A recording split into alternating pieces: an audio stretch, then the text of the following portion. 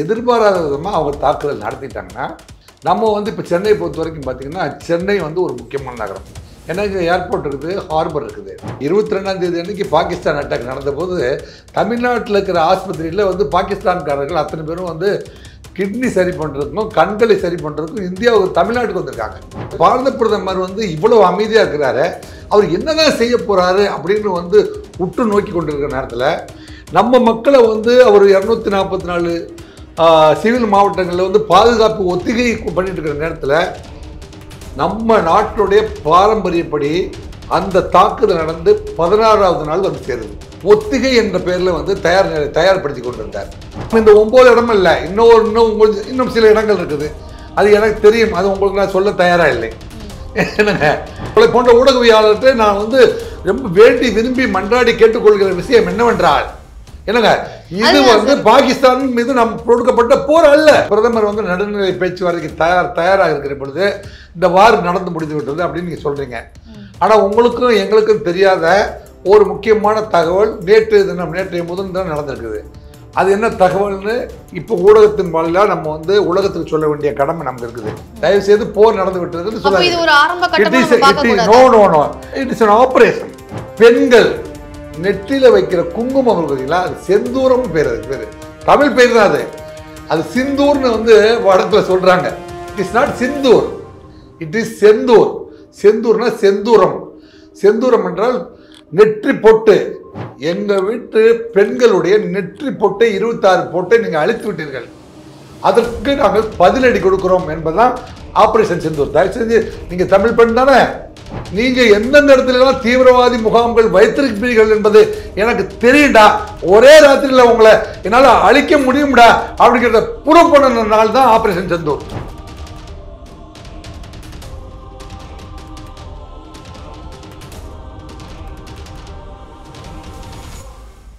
ஜாம்பவான் TV நேயர்களுக்கு வணக்கம். இன்று நம்மோடு இணைந்திருக்கிறார் முன்னாள் உதவி காவல்துறை ஆணையர் திரு ராஜேந்திரன் ராஜா அவர்கள். வணக்கம். வணக்கம்மா. சார், இப்போ இந்த தீவிரவாத தாக்குதலுக்கு எதிராக இந்தியாவிலிருந்து பதில் தாக்குதல் வந்து கொடுத்திருக்கிறாங்க. இதெல்லாம் முன்னாடி இப்போ 244 மாவட்டங்கள், சிவில் மாவட்டங்கள்ல பாதுகாப்பானது கொடுக்கப்பட்டிருக்கு. அந்த சிவில் பாதுகாப்பு அப்படின்னா என்ன சார்? சிவில் பாதுகாப்பு பற்றிய விவரங்களை கொஞ்சம். ஆமா, 244 சிவில் மாவட்டங்கள் அப்படின்னு தேர்ந்தெடுத்தாங்க. 244 சிவில் மாவட்டங்களில் இந்தியாவில் எதெல்லாம் நம்மகிட்ட எவ்வளோ புள்ளி உரம் இருக்குதுங்கிறதுக்கு இது ஒரு எடுத்துக்காட்டு. எந்தெந்த மாவட்டங்களெல்லாம் வந்து நம்ம வந்து ஹார்பர் வச்சுருக்கிறோம், எந்தெந்த வாரத்தில் வந்து அணு ஆயுத உலைகளை வச்சுருக்கிறோம், எந்தெந்த உற்பத்தி செய்கிற, அதாவது மிகை மின் உற்பத்தி பண்ணக்கூடிய மின்சார உற்பத்தி மற்றும் உணவுப் பொருட்கள் உற்பத்தி, அத்தியாவசிய பண்டங்கள் உற்பத்தி, மருத்துவ உபகரணங்கள், இது மாதிரியான முக்கியமான வந்து கம்பெனிகள் அல்லது நிலை நம்மளுடைய வந்து முக்கிய நிலைகள்லாம் இருக்கிற இடங்களெல்லாம் நம்ம வந்து கணக்கிட்டு வச்சுருக்கோம். முக்கியமான இடங்களெல்லாம் அப்படி கணக்கிட்டு வைத்திருந்தது தான் நம்ம வந்து இமிடியேட்டான செய்கிறோம். 244 மாவட்டங்களில் வந்து பாதுகாப்புனா அவங்க எதிர்பார்த்து தாக்கிட்டாங்கன்னா, தாக்க வருவார்களானால் நம்ம மக்களுடைய டிமாண்ட் எப்படி இருக்குதுன்னா, நாங்கள் வந்து அப்பாவி மக்கள், நம்ம நாடு இறையாண்மையான நாடு, நம்ம மிலிட்ரி ஸ்ட்ராங்கான உலகத்திலே 4வது பலமான நாடு அப்படிங்கிற நிலைமைக்கு நம்ம வந்துட்டோம். அப்போ நம்மளை நம்பிதான காஷ்மீரை வந்து செக்ஷன் 370 வந்து நீங்கள் எடுத்துகிட்டு அதை வந்து இந்தியாவோட இணைச்சிட்டீங்க. அங்கே ஒமர் அப்துல்லான்னு அப்படிங்கிற ஒருத்தரை வந்து நீங்கள் வந்து பிரதமரை, ஒமர் அப்துல்லாங்கிற ஒரு சிஎம்மாக போட்டு ஜனநாயக முறையில் தேர்தலை நடத்தி முடிச்சுட்டு அதை வந்து இந்திய நாட்டோடு இணைச்சிருக்கீங்க. அப்படின்லாம் நம்பி தான் நம்ம டூரிஸ்ட் போகிறோம். எங்களை கொண்டுட்டாங்களே, மறுபடியும் வந்து எங்களுக்கு என்ன பாதுகாப்பு, அதுக்கு பழி என்ன பதில் சொல்ல போகிறீங்க அப்படின்லாம் வந்து பிரதமரையும் உள்நாட்டு பாதுகாப்புக்கு பொறுப்பானவர் அத்தனை பேரையும் பொதுமக்களும் உள்நாடு வெளிநாடு அத்தனை பேருமே கேள்வி கணைகளை எழுப்பி கொண்டிருந்த சூழ்நிலையில் தான் இந்த பாதுகாப்பு. ஏனென்றால் எதிர்பாராத விதமாக அவங்க தாக்குதல் நடத்திட்டாங்கன்னா நம்ம வந்து இப்போ சென்னையை பொறுத்த வரைக்கும் பார்த்திங்கன்னா சென்னை வந்து ஒரு முக்கியமான நகரம்.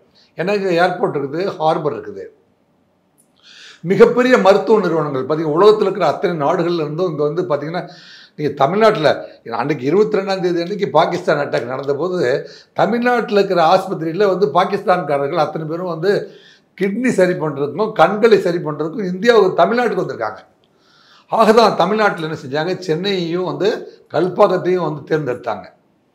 நம்ம மாவட்டத்தில் நம்ம இந்தியாவில் வந்து இந்தியாவில் தமிழ்நாட்டில் வந்து சென்னையில் 2 இடத்துல தேர்ந்தெடுத்தது போல இந்தியா முழுவதும் தேர்ந்தெடுக்கப்பட்டது தான் 244. அப்போ என்ன செய்வாங்கன்னா அதில் வந்து 4 விதமான ஒரு 5 விதமான பாதுகாப்பு மக்களுக்கு அடிப்படையாக இந்திய விமானப்படையுடன் ஹாட்லைன் மற்றும் ரேடியோ தொடர்பு இணைப்புகளை செயல்படுத்தல். விமானப்படையிலிருந்து ஒருவேளை போர் வந்துருச்சு வைங்களேன், விமானப்படை மேலிருந்து கண்காணித்து நமக்கு தகவல்களை சொல்லும். அந்த தகவல்களை சொல்கிறத நம்ம எப்படி ரிசீவ் பண்ணிக்கிறது? எதிரி நம்மளை தாக்குதல் நடத்த போகிறான், நீங்களாம் போய் பாதுகாப்பாக ஒளிஞ்சிக்குங்க, இன்னும் ஒரு 3 மணி நேரம் வெளியே வராதிங்க அப்படின்னு நம்மளை சொல்லணும். அப்படின்னா அது விமானப்படை ரெடார்லேருந்து வர செய்தியை வச்சு நமக்கு தகவல்களை அனுப்போம். அந்த சமிச்சைகளை நம்ம ரிசீவ் பண்ணி நமக்கு ஒருத்தருக்கு ஒருத்தர் கம்யூனிகேட் பண்ணிக்கிறது எப்படி அப்படிங்கிறத நமக்கு சொல்கிறாங்க. சொல்லுவது 1. 2, கட்டுப்பாட்டு அறைகள் மற்றும் நிழல் கட்டுப்பாட்டு அறைகளில் செயற்திறனை மதிப்பிடுதல். அது வந்து நம்ம வந்து இப்போ எப்போவுமே வந்து அவசர காலங்களில் பார்த்திங்கன்னா ஒரு கண்ட்ரோல் ரூம்னு ஒன்று வச்சுருப்போம். அந்த கண்ட்ரோல் ரூமுக்கு தான் அந்த செய்தி வரும். எல்லாரும் ஆளுக்கு ஒரு மைக்கை வச்சு ஆளுக்கு ஒரு ஃபோனை வச்சு ரிசீவ் பண்ண முடியாது. கண்ட்ரோல் ரூம்லேருந்து ஒரு அனௌன்ஸ்மெண்ட் வந்துச்சுன்னா அதை எப்படி ரிசீவ் பண்ணி ஒருத்தருக்கு ஒருத்தர் அது ஒரு பெரிய பிரபகண்டா மாதிரி இல்லாமல் கண்ட்ரோல் ரூம் என்ன சொல்லுது அப்படின்னா அங்கேருந்து எல்லாருக்கும் எஸ்எம்எஸ், இப்போ எல்லாருக்கும் எஸ்எம்எஸ் வருது, எல்லாருக்கும் ஒரு சைரன் கிடைக்குது, நாங்கள் ஒரு ப்ளூ கலர் சைரன் கொடுப்போம், அப்போ நீங்கள் எல்லாருமே உள்ளே போயிடுங்க, எல்லோரும் வந்து படுத்துக்குங்க, ஒரு குண்டு போட போகிறாங்க அப்படின்னா நீங்கள் எல்லாருமே வந்து நின்றுட்டு இருக்கிறவங்க மேலே தான் அது படும், மேலேருந்து ஒரு பாம்பு போது படுத்துருக்கிறவங்க மேலே படாது, ஒரு பாதுகாப்பான இடத்துல போய் பதுங்கு குழிகள் வந்து எப்படி பதுங்கி கொள்ள வேண்டும் அப்படிங்கிற மாதிரியான பாதுகாப்பு ஏற்பாடுகள். அணுமின் நிலையங்கள், இராணுவ தளவாடங்கள் தயாரிக்கும் ஆலைகள், சுத்திகரிப்பு ஆலைகள், முக்கிய ஆலைகள் நிறுவனங்களை முன்கூட்டியே மறைப்பதற்கான ஏற்பாடு. தன்னார்வல தீயணைப்பு, நீர்ப்பணிப்பு போன்றவற்றின் செயல்பாட்டை உறுதி செய்தல்.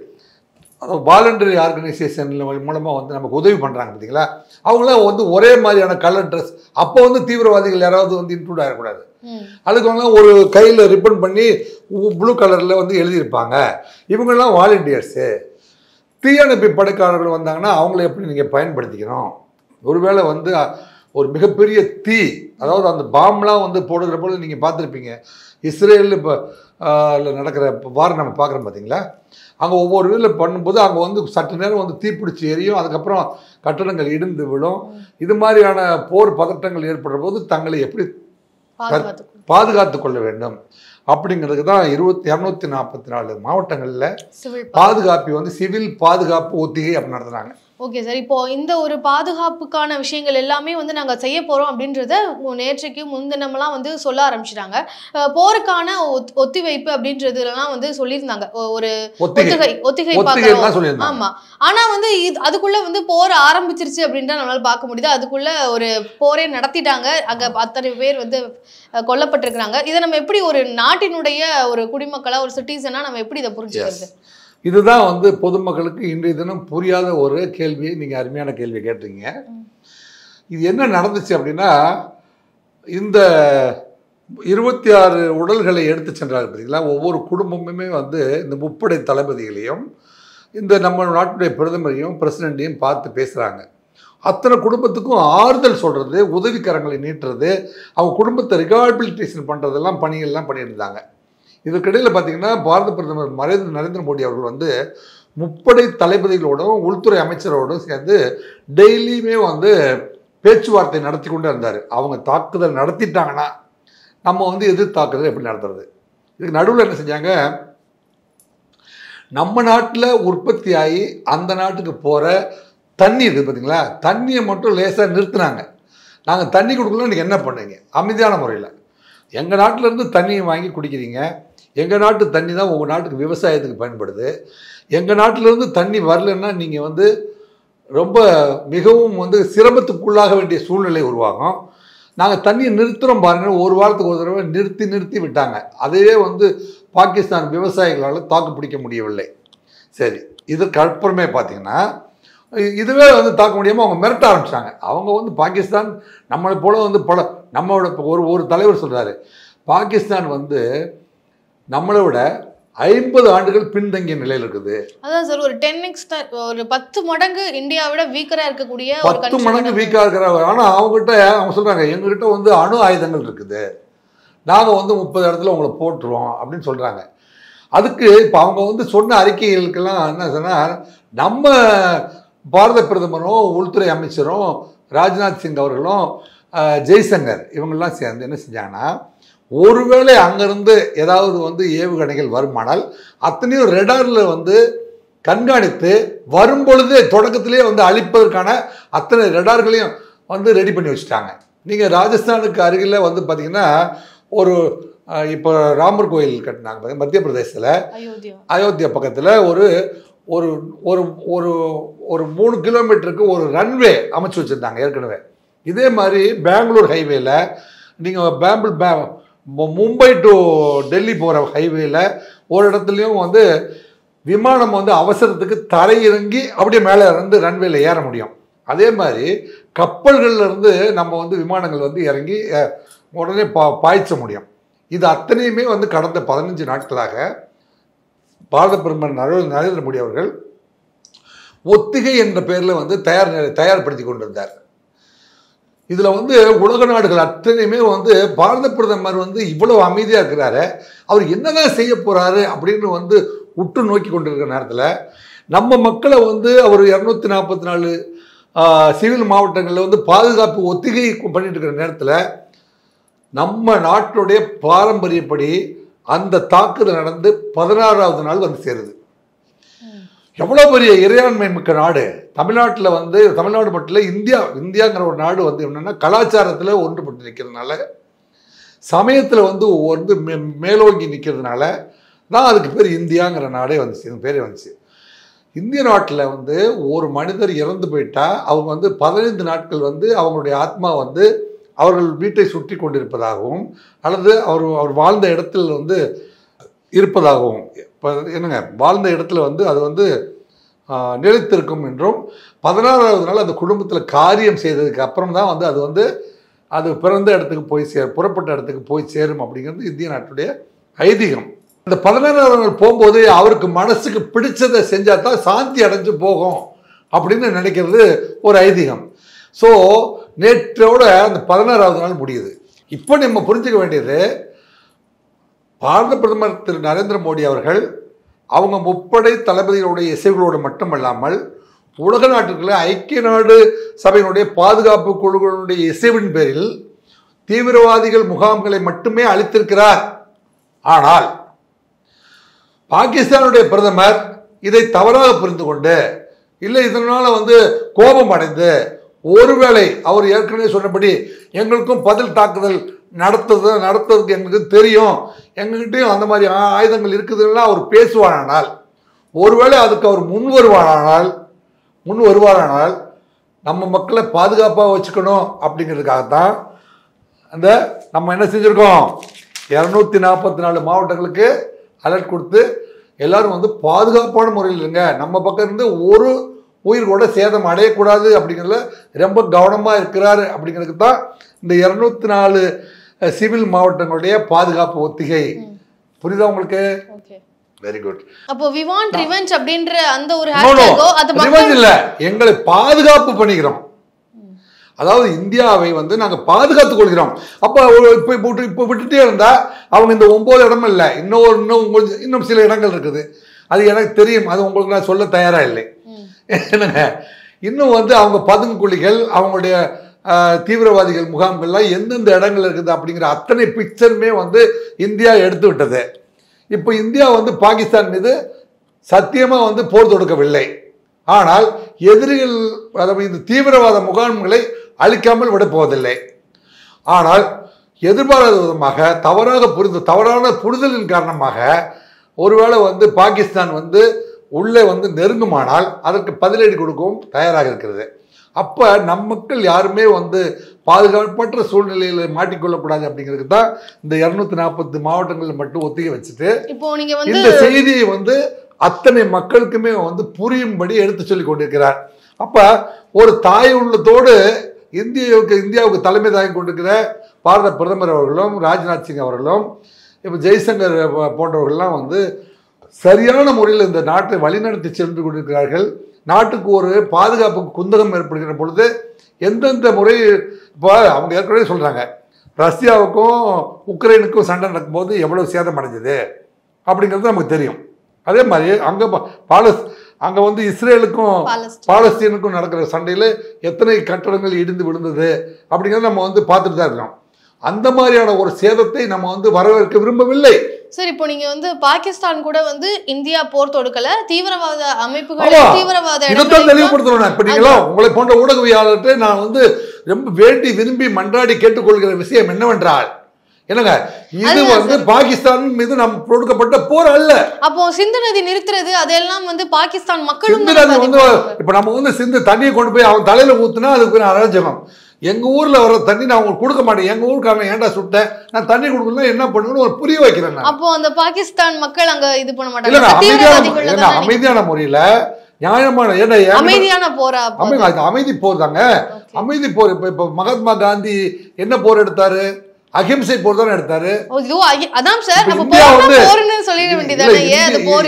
இந்தியா வந்து எப்பவுமே வந்து இவ்வளவு பெரிய இந்தியாவை உருவாக்கின மகாத்மா காந்தி போன்றவர்கள்லாம் வந்து அகிம்சையின் அடிப்படையில் தான் வந்து இந்தியாவுக்கு சுதந்திரம் பெற்று கொடுத்தார்கள் அப்படிங்கிறதுதான் இந்தியாவுடைய பெருமையே. அதே மாதிரியான அகிம்சை இதுவரைக்கும் கடைபிடித்து வருகிறார்கள். ஏனென்றால் நீங்க எங்க ஊர்ல இருந்து 4 நதிகள்ல இருந்து வர்ற தண்ணியை வச்சுதான் நீ விவசாயம் பண்ற. ஒரு வாரம் நான் தண்ணி அனுப்பலாம், உனக்கு எவ்வளவு சிரமம் பாடுறேன் அப்படி. சரி, நான் வந்து நீங்க வந்து 900 கோடி ரூபாய் தான் வந்து உங்க நாட்டில இருந்து பொருட்கள் என்கிட்ட வருது, நான் 6000 கோடி ரூபாய்க்கு உனக்கு அனுப்பிட்டு இருக்கிறேன். என்னங்க, இம்போர்ட் அண்ட் எக்ஸ்போர்ட் சொல்றேன். எங்க ஊர்ல இருந்து பொருட்கள் வரலைன்னா நீங்க சாப்பிட முடியாது. சைனாவோட சப்போர்ட் பாகிஸ்தானுக்கு இருக்குன்னு நம்புறீங்களா? சைனாவுக்கும் சரி, பாகிஸ்தானை வந்து நம்ம நீங்க நிலவியல் அடிப்படையில் பார்த்தீங்கன்னா நமக்கு வந்து நம்ம நம்ம நம்ம சண்டிகாருக்கும் ராஜஸ்தானுக்கும் பக்கத்து ஊர் காயம். நீங்கள் இங்கேருந்து சைனாவுக்கு நீ போகணும்னா இந்தியாவுடைய வான்வெளி பரப்பை வந்து தடை செஞ்சிட்டோம். நீங்கள் எங்கே சுற்றி போகணும்? இன்டர்நேஷ்னல் பார்டரில் நீங்கள் கடலுக்குள்ளே போய் நீங்கள் சுற்றி வருகிற பொழுது நீங்கள் வந்து 30,000 ரூபாய்க்கு போட வேண்டிய டீசலை 3 லட்சம் ரூபாய்க்கு போட்டால் தான் நீங்கள் சைனா போய் சேர முடியுங்கிற நிலைமையை உருவாக்கிட்டாங்க. எந்த ஊரில் இருக்கீங்க? முதல்ல வான்வெளியை நிறுத்தினது யாரு? முதல்ல வான்வெளியை நிறுத்துறன்னு சொன்னது பாகிஸ்தான். வான்வெளி பயணத்தை இந்தியா வந்து மேற்கொள்ளக்கூடாது. நம்ம பாரத பிரதமர் வந்து எங்க போயிருந்தாரு? துபாயில இருந்து அந்த வான்வெளியை பயன்படுத்தாம வேற வழியா வந்து இந்தியாவுக்கு வந்து சேர்ந்தாரு. நாங்க வான்வெளியை மூடுறோன்னு சொல்லிட்டீங்க. சரி, உனக்கு நாங்க வான்வெளி நீ என்கிட்ட பேசாதப்பா அப்படின்னு சொன்ன, நீ என்கிட்ட பேசாதப்பா அப்படின்னு நம்ம சொல்லுவோம். இது சாதாரணமாக நடக்கிற விஷயம் தாம்மா. நீங்கள் வான்வெளியை மூடிட்டீங்க, அப்போ நாங்கள் என்ன செய்கிறோம்? நாங்களும் உங்களுக்கு வான்வெளியை மூடிட்டுங்க. அப்போ இந்தியாவை கிராஸ் பண்ணாமல் பாகிஸ்தானுடைய ஃப்ளைட் எதுவுமே சைனாவுக்கு போய் சேர முடியாது. ஆனா சைனாவால முடியுமா அப்படின்றது சார் கேள்வி. சைனாவால என்ன முடியும்? சைனா பாகிஸ்தானுக்கு சப்போர்ட்டா இருக்கிறாங்களா அப்படின்ற ஒரு சந்தேகமும் எழுந்திருக்கு இல்லையா? இல்லம்மா, சைனாவுக்கும் பாகிஸ்தானுக்கும் நேர்படியான உறவா அல்லது கள்ள உறவா அப்படிங்கிறது வந்து அது என்ன, இந்தியாவுடைய எல்கைக்குள்ள ஊடுருவணும் அப்படின்னு அவனும் ஆசைப்படுறான், இவனும் ஆசைப்படுறான். அப்போ அவன் 2 பேரும் எதிரிக்கு எதிரி நண்பன் சொல்லுவாங்க, புரியுது அவங்களுக்கு? அந்த மாதிரியான உறவு அது நியாயமான உறவு அல்ல.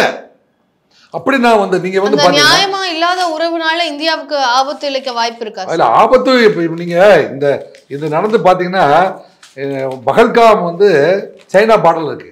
ஏற்கனவே சைனா வந்து 200-300 கிலோமீட்டர் உள்ள வந்துட்டாங்க. ஆமா, அருணாச்சல பிரதேச உள்ள வந்திருக்காங்க. நம்ம போய் வந்து தடுத்து நிறுத்தி அவங்கள வந்து பார்க்கணும். இவனு என்ன சொல்றான்? காஷ்மீர் வந்து நாங்கள் ஆக்கிரமிப்பு காஷ்மீர் மட்டும் பத்தாது, இன்னும் கொஞ்சம் கொடுங்க, இன்னும் கொஞ்சம் கொடுங்கன்னா நம்ம வந்து இந்தியாவை இழக்க முடியுமா?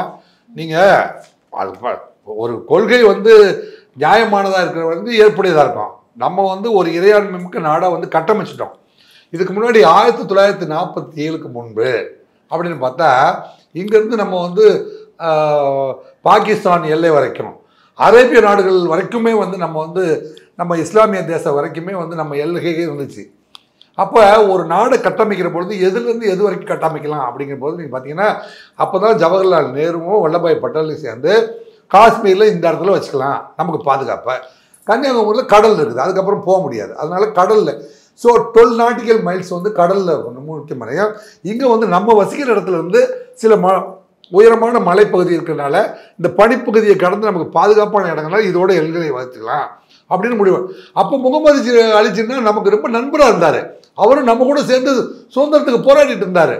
ஏன் சுதந்திரத்தவே வந்து இந்தியாவோட தலைவர்கள்லாம் நீங்கள் தாங்க சீனியர் மேன், நீங்கள் வந்து நீங்களே சுதந்திரத்தை வாங்குங்க அப்படின்லாம் சொல்லியிருந்தாங்க. ஆங்கிலேயர்கிட்ட வந்து சுதந்திரம் வாங்கும்போது முகமது அலி ஜின்னாவுடைய பங்கு வந்து பெரும் பங்கு. அந்த பங்கை வந்து புரிந்து கொண்டு தான் மகாத்மா காந்தி வந்து பாகிஸ்தான் பிரிவினையை ஒத்துக்கிட்டாரு. அதை வந்து இன்னும் பல்வேறு நண்பர்கள் அதை ஒத்துக்கல. ஏன் காந்தி வந்து கொல்லப்பட்டதே வந்து பாகிஸ்தான் பிரிவினையின் காரணமாக தான் அப்படிங்கிறதுலாம் அப்படியெல்லாம் ஒரு சூழ்நிலை இருக்குது. அப்போ நாட்டை வந்து அப்போவே வந்து பிரித்து கொடுக்க விரும்பாதவர்கள் நிறைய பேர் இருந்திருக்காங்க.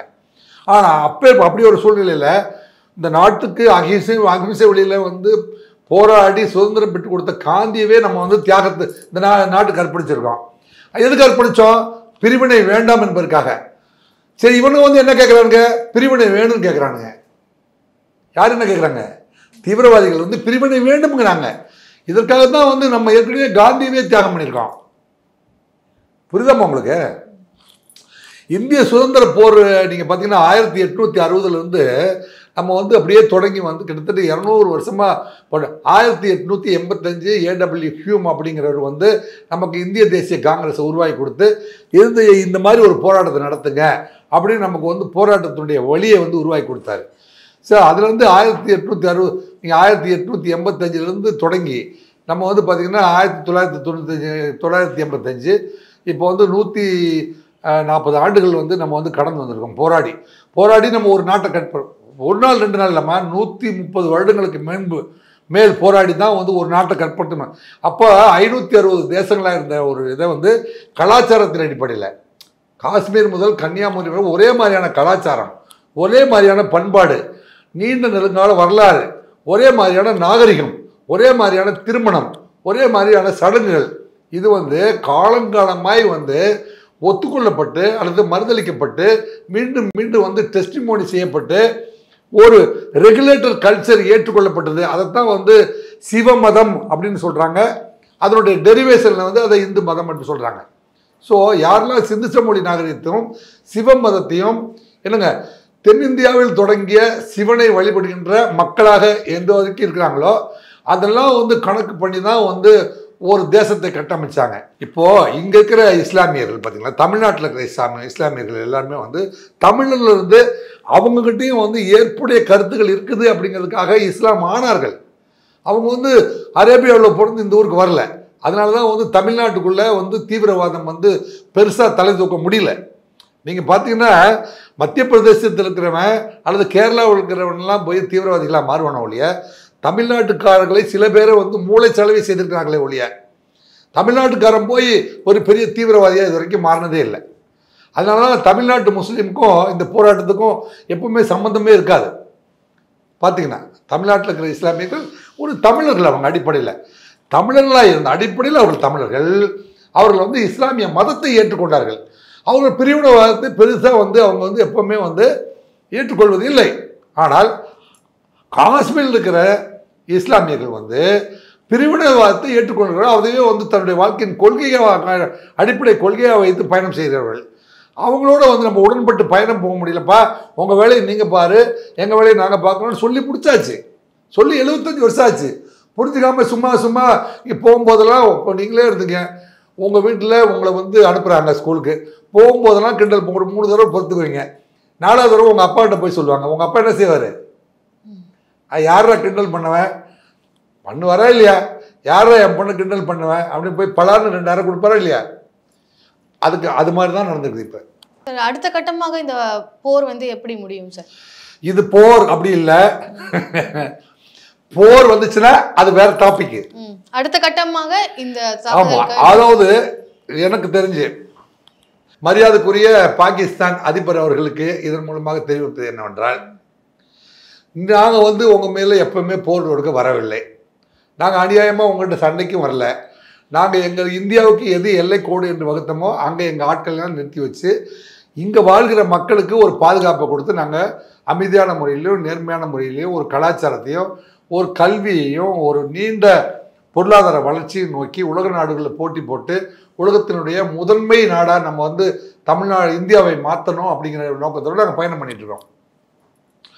உங்கள் எல்கைக்குள் இருக்கிற தீவிரவாத குழுக்களை வந்து நீங்கள் அடக்கி வைத்துக்கொண்டு எங்களோடு உறவோடு இருப்பாங்கன்னா நானும் நீயும் அண்ணன் தம்பி தான், நம்ம சேர்ந்தே வாழலாம். அப்படி இல்லாமல் எங்களுக்குள்ளே வந்து தீவிரவாதிகள் இருப்பாங்க, எல்லை போராட்டங்களை நடத்தி கொண்டு தான் இருப்பார்கள் அப்படின்னு ஒரு பக்கம் சொல்லிட்டு மறுபடியும் எங்கள் கூட நீங்கள் காம்ப்ரமைஸாகவும் வாழ்வதற்கு வழி இல்லையே.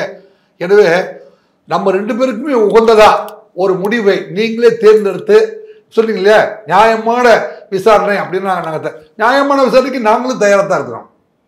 என்னங்க நியாயமான பேச்சுவார்த்தை, என்னங்க 2 பேருக்கும் பொதுவான பேச்சுவார்த்தை, பாதகமில்லாத 2 பேருக்கும் பாதகமில்லாத பேச்சுவார்த்தை ஒன்று நடப்பதற்கு நீங்கள் ஏற்பாடு செய்வீர்களானால் உங்கள் நாட்டு மக்களும் வந்து ரத்தம் சிந்த வேண்டாம், கண்ணீர் சிந்த வேண்டாம், எங்கள் நாட்டு மக்களும் கண்ணீர் சிந்த வேண்டாம், ரத்தம் சிந்த வேண்டாம்.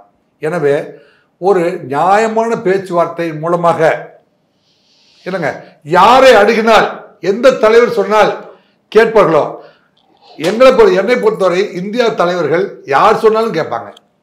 நீங்கள் முன்வர வேண்டும், நியாயமான பேச்சுவார்த்தைக்கு நீங்கள் முன்வர வேண்டும். நீங்கள் இன்னைக்கு கூப்பிட்டா கூட இன்னைக்கு வந்து அவங்க வர்றதுக்கு தயாராக இருப்பாங்க. எனவே இதன் வந்து சுமூகமான பேச்சுவார்த்தையின் அடிப்படையில் இதற்கு ஒரு முடிவு காண்பதற்கு பாகிஸ்தான் பிரதமர் அவர்கள் முன்வர வேண்டும் என்று அவரை நான் கேட்டுக்கொள்கிறேன். எதிர்த்தாக்குதல் வந்து நடத்தியிருக்கிறாங்க.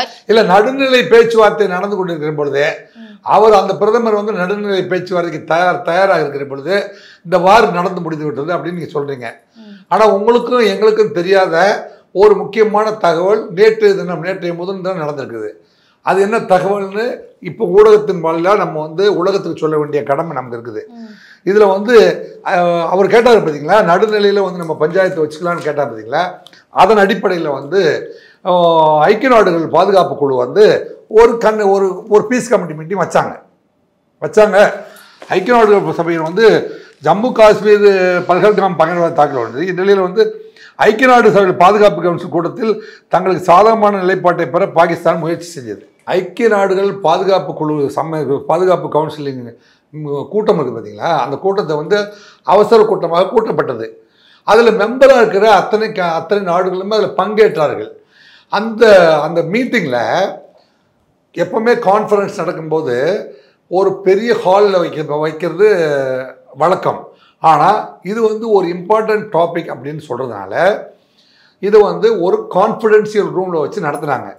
பாகிஸ்தான் வந்து தனக்கு அனுதாபம் ஏற்படுகிற வகையில் சில செய்திகளை சொல்ல முயற்சி, எங்களுக்கு தண்ணி வரல, எங்களுக்கு சம்மந்தம் இல்லை, எங்கள் பார்டருக்குள்ளே தான் ட்ரைனிங் எடுக்கிறாங்க, எங்கள் ஊருக்குள்ளே அவங்க வசிக்கிறாங்க, ஆனால் அவங்க போனதை பற்றி எங்களுக்கு தெரியாது, இப்படியெல்லாம் வந்து காரணங்களை அவர் சொல்லி வந்தார்கள். அப்படி சொன்ன காரணங்கள் எதையுமே வந்து ஐக்கிய நாடு சபையில் இருக்கிற அத்தனை நாடுகளும் அதை ஏற்றுக்கொள்ளவில்லை. நேற்றைய முதல் நாளே வந்து பாரத பிரதமர் நரேந்திர மோடி அவர்களுக்கு அவர்கள் இசைவு தெரிவித்து விட்டார்கள். என்ன இசைவு தெரிவித்தார்கள்? இந்த மாதிரி போர் நடக்க சொல்லலாமா? இப்பவும் போர் நடக்கவே இல்லை, தயவு செய்து போர் நடந்து விட்டது ஆபரேஷன், லார்ஜஸ்ட் ஆபரேஷன் இருக்கு நடந்ததுல அப்படின்னு சொல்றாங்க. அப்ப அதாவது ஆபரேஷன் சிந்தூர் நடந்துருது, அவ்வளவுதான். என்னங்க ஆபரேஷன் சிந்தூரை நம்ம முதல்ல எடுத்துக்க வேண்டாமா? It is not a war, it is not a war, this is called operation Sindoor. என்னங்க இதுல வந்து நம்ம போர்படை, நம்ம அறிவாற்றல், இந்தியாவுடைய அறிவாற்றல், இந்தியாவுடைய இன்டெலிஜென்ஸ் கெப்பாசிட்டி, நாங்கள் எவ்வளோ பெரிய அறிவாளி அப்படிங்கிறத வந்து ஆபரேஷன் சிந்தூர் வழியாக பாரத பிரதமர் நரேந்திர மோடி அவர்கள் உலக நாடுகள் மத்தியில் நிறுவி இருக்கிறாரு அப்படின்னு சொன்னால் அது மிகையாகாது. ஏனென்றால் ஆபரேஷன் சிந்தூர் அப்படின்னா என்ன தெரியுமா? என் நாட்டு மக்கள் என்னங்க பூவோடு பொட்டோடு வாழ்கின்ற பெண்கள் நெற்றில வைக்கிற குங்குமம் பார்த்தீங்களா, அது செந்தூரம்னு பேர், அதுக்கு பேர் தமிழ் பேர் தான் அது சிந்தூர்னு வந்து வடக்கில் சொல்றாங்க. It is not Sindoor, it is Sendoor. செந்தூர்னா செந்தூரம் என்றால் நெற்றி பொட்டு. எங்கள் வீட்டு பெண்களுடைய நெற்றி பொட்டை 26 பொட்டை நீங்கள் அழித்து விட்டீர்கள், அதற்கு நாங்கள் பதிலடி கொடுக்கிறோம் என்பதுதான் ஆபரேஷன் சிந்தூர். தயவு செஞ்சு நீங்கள் தமிழ் பெண் தானே, தயவு செஞ்சு it is not Operation Sindoor அப்படின்னு நீங்கள் பேசுனீங்கன்னா உங்களுக்கு புரியாது. It is Operation Sendoor. செந்தூரம் என்றால் சிகப்பு, சிகப்பு என்றால் திலகம். தமிழில் சொல்ல போனால் ஆப்ரேஷன் திலகம், ஆப்ரேஷன் குங்குமம் அப்படின்னு நம்ம புரிஞ்சுக்கணும். அதை எங்கள் இந்திய நாட்டு பெண்களுடைய குங்குமம் அழைக்கப்பட்டதற்கு பதிலடின்னு பேர். இட் இஸ் நாட் வார். அதுக்கு மேலே என்னன்னா, உங்கள் நாட்டில் ஆக்கிரமிப்பு செய்யப்பட்ட காஷ்மீருக்குள்ள உட்காந்துரு நீங்க எந்தெந்த இடத்துலலாம் தீவிரவாதி முகாம்கள் வைத்திருப்பீர்கள் என்பது எனக்கு தெரியும்டா. ஒரே ராத்திரியில் உங்களை என்னால் அழிக்க முடியும்டா அப்படிங்கிறத ப்ரூவ் பண்ணனால தான் ஆப்ரேஷன் செந்தூர். இதுக்காக நீங்க பெருமைப்படுறதை விட்டு நீங்க இன்டெலிஜென்ஸ் ஃபெயிலியரா என்னங்க சாதாரண ஊடகவியல் மாதிரி பேசக்கூடாது இப்பெல்லாம். ஏனென்றால் இந்திய நாடு ஒரு இறையாண்மை மிக்க நாடு. இந்திய யாவரும் என்னுடன் பிறந்தோரும் நம்ம ஒவ்வொரு நாளும் வந்து ஸ்கூலில் போய் உறுதிமொழி எடுக்கிறோமா இல்லையா? நீங்கள் படித்த ஸ்கூலில் சொல்லி கொடுத்தாங்க இல்லையா? இந்தியா என் தாய்நாடு, இந்தியர் யாவரும் என்னுடன் பிறந்தோர் அப்படிங்கிறத உறுதிமொழியை நீங்கள் சொல்லியிருக்கீங்களா இல்லையா? அப்போ காஷ்மீரில் ஒருத்தர் செத்துருந்தாலும் சரி, கன்னியாகுமரி இப்போ நம்மளை பொறுத்த வரைக்கும் காஷ்மீர் கன்னியாகுமரி ஒரு எல்லையாக வச்சிருக்க மொழிய ஒன்றியங்கள் ஜாதியே, ஒன்றியங்கள் ரீதியே, உலக மக்கள் யாவரும் ஒருவர் பெற்ற மக்களே அப்படின்னு நம்ம நேசிக்கிற மக்கள் தான் வந்து இந்திய மக்கள்.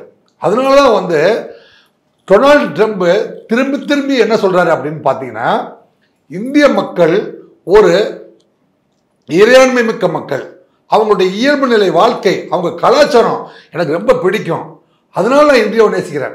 அவர் சொல்றாரு மோடியை பிடிக்குங்கிறதுனால மட்டும் வந்து இந்தியாவை நேசிக்கல டொனால்டு ட்ரம்ப். அவர் வந்து இந்திய மக்கள் ஒரு இறையாண்மை மிக்க மக்கள், அவங்க தேர் ஹார்டு ஒர்க்கர்ஸு, அவங்க நல்லா படிக்கிறாங்க, அவங்க தொழிலில் கவனமாக இருக்காங்க, அவங்க சின்சியாரிட்டி, அவங்க கலாச்சாரம் இத்தனையும் எனக்கு பிடிச்சிருக்கனால எனக்கு இந்தியா பிடிக்கும். அப்படிப்பட்ட ஒரு அமைதியான மக்களை போய் இந்த பாகிஸ்தான் தீவிரவாதிகள், இப்போ கூட நான் பாகிஸ்தான் சொல்ல பார்த்தீங்களா, பாகிஸ்தானை சேர்ந்த தீவிரவாதிகள் வந்து அப்பாவி மக்களை போய் கொள்கிறார்களே அப்படின்னு தான் நம்ம அனுதாபம் பெற்றுக்கிறோம் ஒழிய, அதே சமயத்தில் நேற்றைய முன்தினம் ஐக்கிய நாடுகள் பாதுகாப்பு குழுவில் கலந்து கொண்ட அத்தனை தலைவர்களுமே கிட்டத்தட்ட பாகிஸ்தான் ஆதரவு நிலையை மறுத்து விட்டார்கள். அவங்கெல்லாம் சேர்ந்து நாங்கள் ஆதரவு நிலையை மறுத்து விட்டோம் அப்படிங்கிற செய்தியை நேற்றைய முதல் நாள் மோடி அவர்களுக்கு மரியாதைக்குரிய பாரத பிரதமர் நரேந்திர மோடி அவர்களுக்கு தகவல் சொன்னதுனால உலக நாடுகள் அத்தனையுமே இந்த திட்டத்திற்கு நமக்கு இசைவு கொடுத்திருக்கிறார்கள் அப்படிங்கிறத புரிந்து கொண்டுதான் இந்த ஆபரேஷன் செந்தூர் அப்படிங்கிறது நடந்திருக்குது. இப்போ பாருங்க, 9 இடங்கள் குறித்த இடங்கள் முசாரபாத்தில் 9 முறை இந்திய ராணுவம் பதிலடியாக தாக்குதல் நடத்துது. சஹாமுரு, முரித்கி, கோட்லி, சியால்கோட், குல்பூர், பிம்பர், பகவல்பூர் ஆகிய இடங்களில் இந்தியா தாக்குதல் நடத்தியது. இந்த 9 இடங்கள்லையும் தான் வந்து இந்த ஆக்கிரமிப்பு காஷ்மீரில் 8 இடமும், காஷ்மீருக்குள்ள ஒரு இடமும் 9 இடத்துல இவங்க தீவிரவாத முகாம் வைத்து நடத்தி கொண்டிருக்கிறார்கள். கிட்டத்தட்ட 50லிருந்து 90 பேர் வந்து இதில் கொல்லப்பட்டிருக்கிறார்கள். எப்போ பகல்காம் தாக்குதலில் 16வது நாள் காரியம் பண்ண அன்னைக்கு அவர் வந்து தாக்குதல் நடத்தி அந்த ஆத்மாக்கள் அத்தனையுமே வந்து சாந்தி அடைகிற அளவிற்கு இந்த தாக்குதலை நடத்தியிருக்கிறாரு. அவர் பாகிஸ்தான் மேலே போர் தொடுக்கவில்லை, பாகிஸ்தான் இருக்கிற தீவிரவாதி முகாம்களை மட்டுமே குறிவைத்து தகர்த்திருக்கிறார். பகல்காம் தீவிரவாத தாக்குதல் குறித்து பல விஷயங்களை எங்ககிட்ட பகிர்ந்துக்கிட்டதுக்கு மிக்க நன்றி சார். மிக்க நன்றி, வணக்கம்.